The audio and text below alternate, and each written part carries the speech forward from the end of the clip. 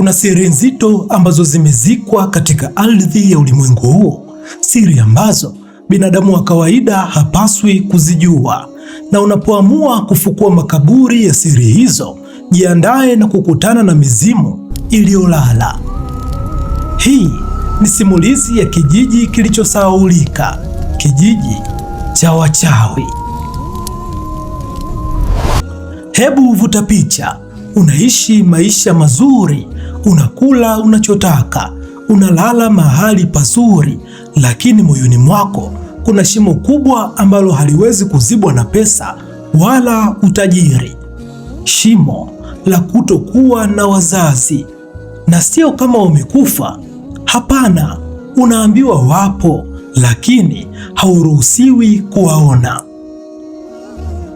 Haya ndiyo yalikuwa maisha ya Naomi, binti mrembo aliyelelewa mjini na shangazi yake katika jumba la kifahari. Kila alipokuwa akitazama marafiki zake wakifurahia na wazazi wao, roho yake ilikuwa inauma sana. Siku moja akiwa amekaa sebuleni na shangazi yake, alishindwa kuvumilia. Alimtazama shangazi yake machoni na kumuuliza swali ambalo lilikuwa mwiko kwenye nyumba ile. Akamuuliza, "Shangazi, naomba unipe ukweli. Baba na mama yangu wako wapi? Kwa nini sijawahi kuwaona tangu nizaliwe? Nataka kwenda kwao ili nami niwaone." Kusikia maneno hayo, shangazi yake aliangusha kikombe cha chai alichokuwa amekishika. Uso wake ukabadilika ghafla, akawa na hofu ya ajabu, utadhani ameona mzimu. Alimnyoshea Naomi kidole huko akitetemeka, akamwambia, Koma Naomi, wazazi wako wote wapo katika kijiji cha Masiga, lakini usiwahi kuthubutu hata siku moja. Narudia tena, usiwahi kuthubutu hata siku moja kutoka kwenda katika kijiji hiko. Kile kijiji si cha watu wa kawaida. Shangazi alikataa kata tena kwa ukali ambao Naomi hakuwahi kuona maishani mwake, lakini hakumpa sababu yoyote ya msingi. Maneno yale badala ya kumtisha Naomi, ndiyo kwanza yalizidi kuamsha udadisi. Kwa nini akataliwe kuwajua wazazi wake? Kwa nini asilelewe nao? Akili ya Naomi ilishindwa kupata majibu. Basi siku moja aliamua kufanya uamuzi mzito. Alijipa moyo wa kishujaa, akavunja ukimya na kujiambia moyoni kuwa hata kama hicho kijiji kipo mwisho wa dunia, nitakwenda kutafuta asili yangu. Hakujua hata kijiji hiko kinapopatikana.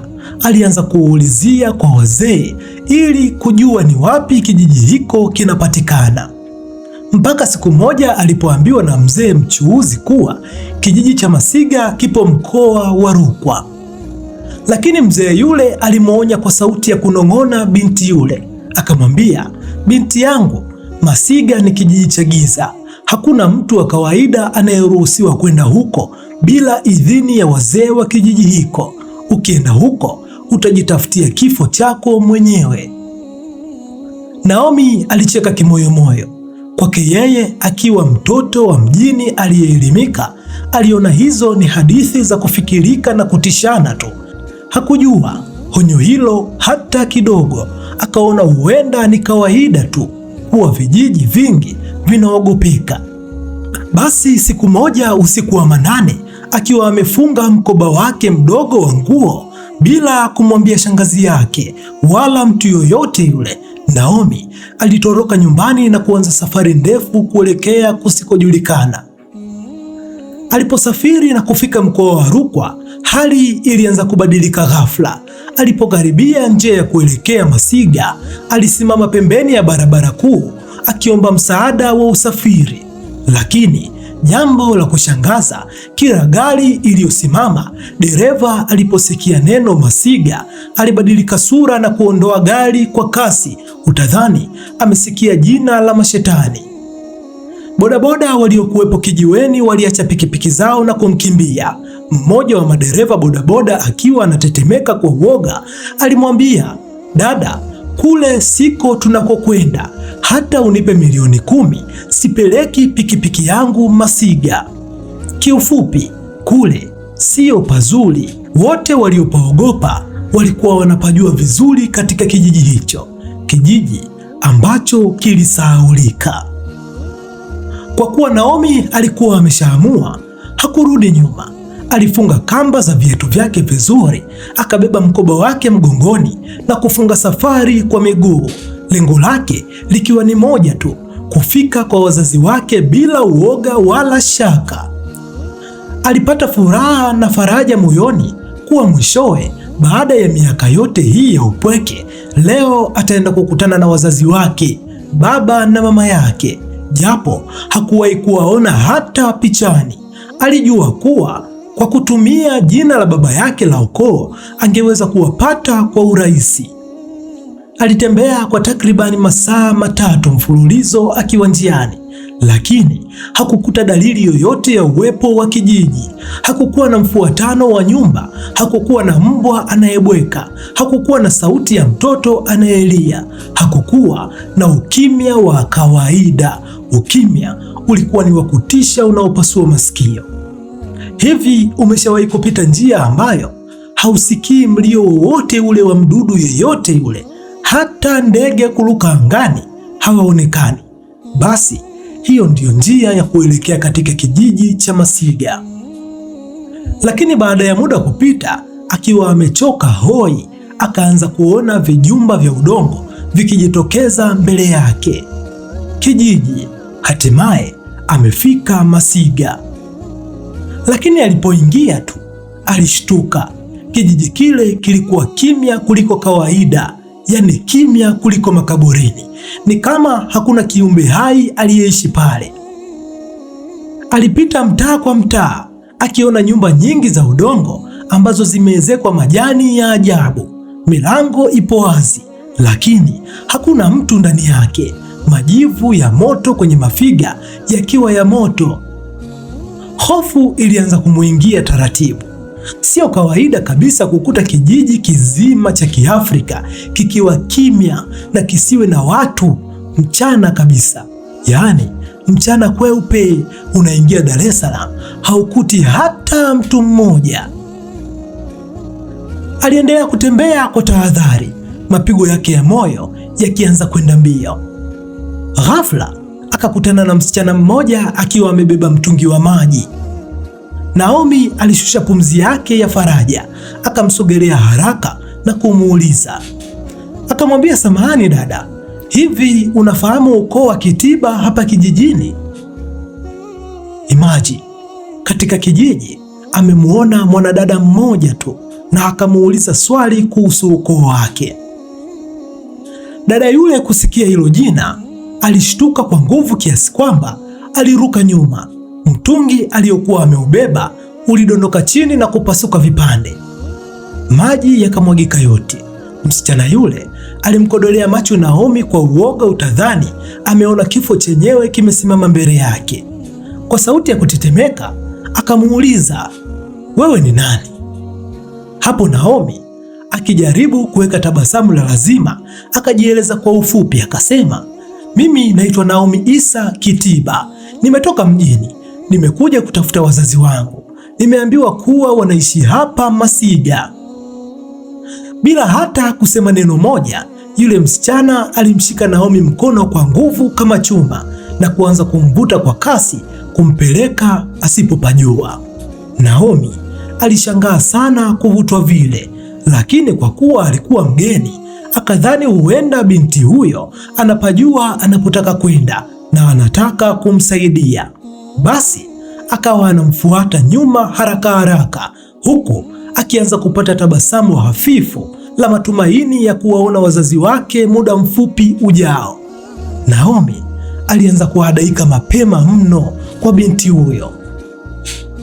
Walitembea kwa mwendo wa haraka hadi wakafika katika nyumba moja iliyojengwa kwa mbali kidogo, nyumba ya bibi mmoja mzee sana ambaye jina lake halikujulikana. Nyumba hiyo ilikuwa na mazingira ya kutisha sana.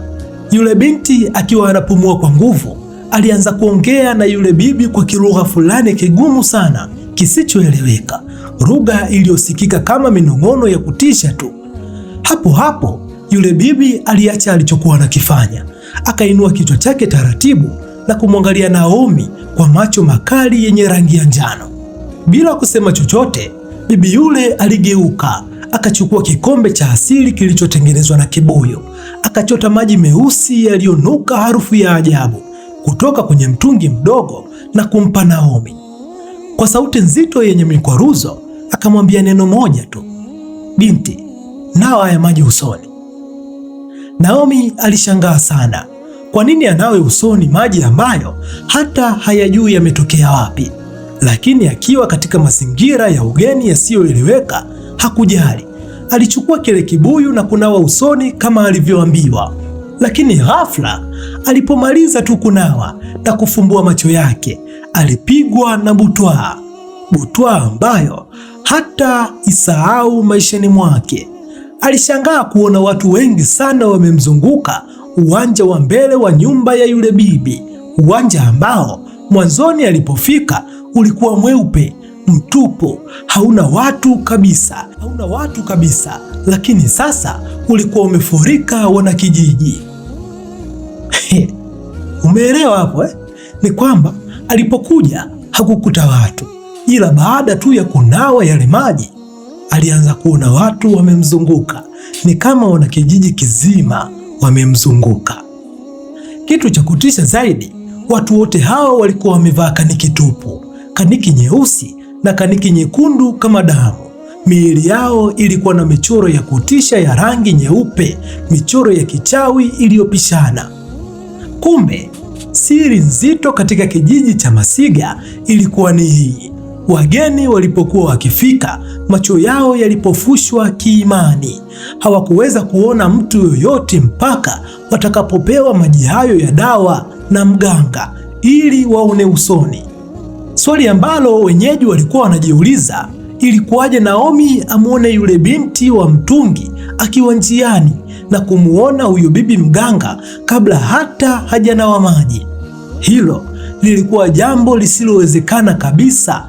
Ndiyo maana yule binti alimbeba Naomi na kumpeleka haraka kwa bibi huyo, ambaye kumbe alikuwa ndiye mganga mkuu wa kijiji hiko. Mganga huyu aligundua mara moja kuwa Naomi sio mtu wa kawaida, ana nguvu fulani za ajabu za asili ambayo hawakuweza kuiona. Wakati wote huo wa mshangao, yule binti mleta habari hakumuelewa Naomi vizuri, hivyo bibi mganga alisogea karibu na Naomi huku akimkodolea yale macho ya njano na kumuuliza kwa msisitizo, unakwenda wapi binti? Naomi mwili ukaanza kumtetemeka kwa uoga, akarudia tena maneno yake akasema, mimi naitwa Naomi Isa Kitiba. Bibi mganga alishtuka, utadhani amepigwa na radi, akarudi nyuma hatua mbili, kisha akamuuliza kwa sauti ya juu mara 3 mfululizo, wewe ni binti wa Isa Kitiba? Wewe ni damu ya Isa Kitiba? Wewe ndiyo binti wa Isa Kitiba? Naomi huku akiwa na machozi yakianza kumtoka kwa hofu akajibu mara zote 3 akisema, ndiyo, nilizaliwa hapa na nimelelewa mjini. Siwajui wazazi wangu na nimekuja kuwatafuta. Wale wanakijiji mamia waliokuwa wanamzunguka walianza kumshangaa sana Naomi. Walimwangalia kama kiumbe cha ajabu. Kuanzia mavazi yake ya kisasa mpaka sura yake vilikuwa tofauti kabisa na kijiji hicho cha giza. Muda huo giza lilikuwa limekwisha kuingia. Ilikuwa tayari ni saa 1 usiku. Bibi mganga akatoa amri kwa sauti kubwa, akawaambia watu wote kuwa watawanyike na kurudi makwao, na kwa usiku huo ikapitishwa kuwa Naomi atabaki nyumbani kwa huyo bibi mganga na kulala hapo. Basi baada ya watu kuondoka, ukimya mzito ulirudi tena. Naomi alianza kuogopa kupita maelezo.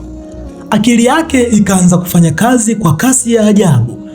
Aliwaza maswali yasiyo na majibu. Ilikuwaje asiwaone watu wengi wote wale mwanzoni? Akaona 2 tu, na baada ya kunawa maji yale ya ajabu ndipo aone watu wakiwa wamejaa kumtazama.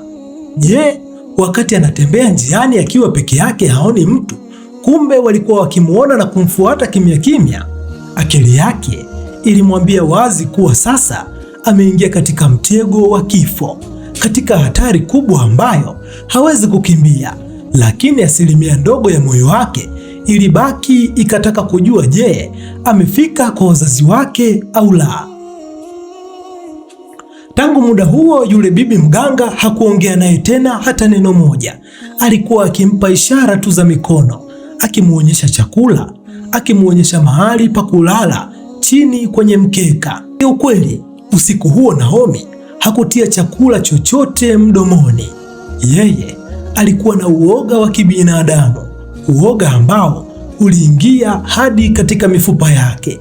Alijua sasa amekwisha. Hakuwahi kuona maishani mwake kijiji ambacho watu wake wanavaa kaniki tupu.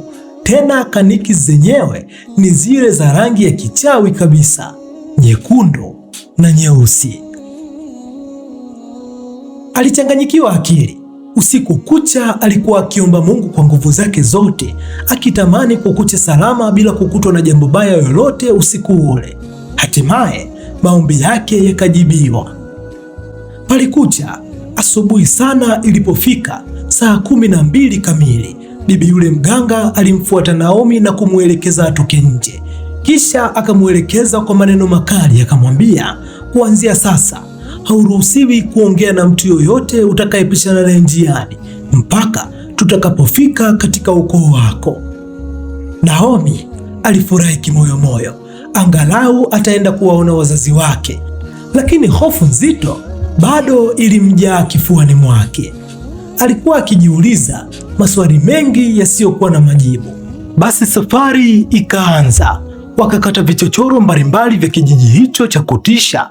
Baada ya dakika chache za kutembea, walifika mbele ya nyumba moja ya udongo ambayo sasa ilikuwa chakavu inayotisha. Hapo ndipo bibi mganga akasimama na kuita kwa kupiga hodi. Mlango ulifunguliwa na ndani akatoka mzee mmoja, mwanaume wa makamo mwenye umri takribani miaka 75 hivi. Alikuwa na mkewe. Wote walikuwa wazee sana na sura zao zikionyesha ukakamavu wa ukatili wa aina fulani hivi. Kwa jinsi walivyokuwa wamevaa na kujipamba, walionekana wazi kuwa wao ndio wazee wa kijiji hicho, yaani viongozi wa kijiji hicho, ni kama chifu wa Masiga na mke wake. Na la kushtua zaidi, kumbe wale wazee wa kutisha ndio walikuwa mama na baba mzazi wa Naomi. Bibi mganga alianza kueleza kwa haraka ujio wa Naomi na nini hasa kilichomleta hapo kijijini na namna alivyovunja miiko na kutoonekana. Lakini kabla ya bibi yule mganga hajamaliza maelekezo yake, yule mzee Isa ambaye ni baba mzazi wa Naomi, uso wake ulibadilika ghafla, akajaa hasira za ajabu. Alimtazama mwanawe aliyemkosa kwa miaka mingi. Badala ya kumkumbatia, mzee Isa alitoa amri kwa sauti nzito iliyosikika kama mwangwi wa kifo. Akasema, mkamateni haraka, mkamateni na mumfunge kamba kabla hajapotea tena. Naomi alibaki ameganda, moyo umesimama ghafla. Hajapotea tena? Kivipi sasa?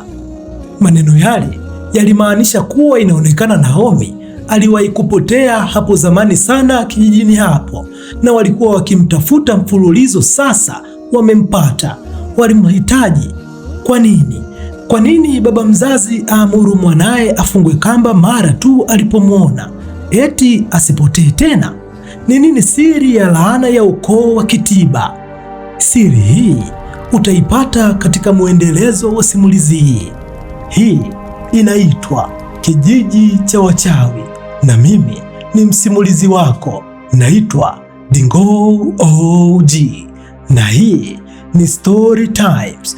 Usisahau kusubscribe, kulike na kucomment ili tuweze kukutana katika simulizi inayofuata, yaani kipande cha pili cha Kijiji cha Wachawi. Bye.